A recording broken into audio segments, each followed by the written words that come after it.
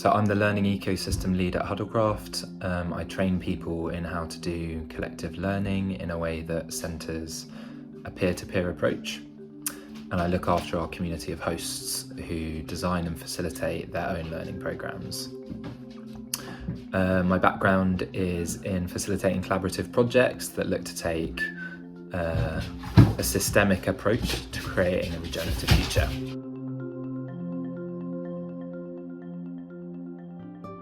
So the idea behind the Web3 Futures programme was to test a model of learning that would help non-profits assess the value of emerging technologies, but do that in a way that takes into account the limited time and capacity that they've got.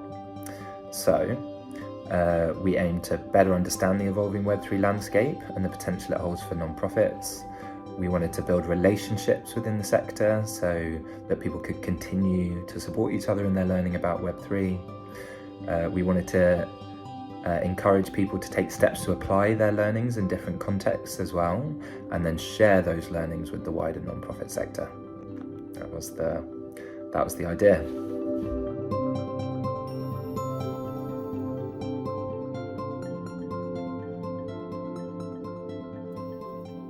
One of the main successes from my perspective was how far the non-profits moved in their understanding of Web3, which was a long way from where they started. And then another was the effectiveness of combining peer learning and support with the expertise of mentor support throughout the programme. And I'd say lastly, the learnings and knowledge that we've curated that can support the wider sector to shift as well.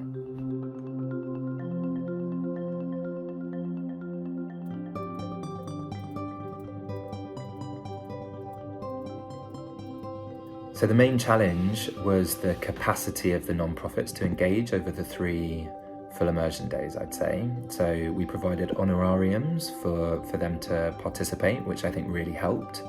But it's still a challenge working in the non-profit sector where capacity is so stretched that dedicating the time and the resource to both the immersion and to implementing the learnings after the immersion was probably the biggest challenge.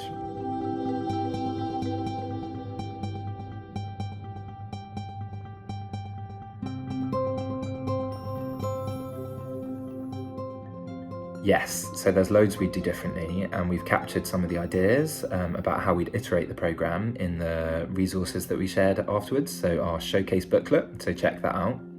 I think the main thing for me is structuring it slightly differently, so having more content modules spread out over a longer period of time in shorter sessions, I think would have really helped with that capacity thing, and then combining that with more mentor support throughout, so people can really get a grips of how to apply it for them, and then some more light touch support for implementation after the immersion ends as well.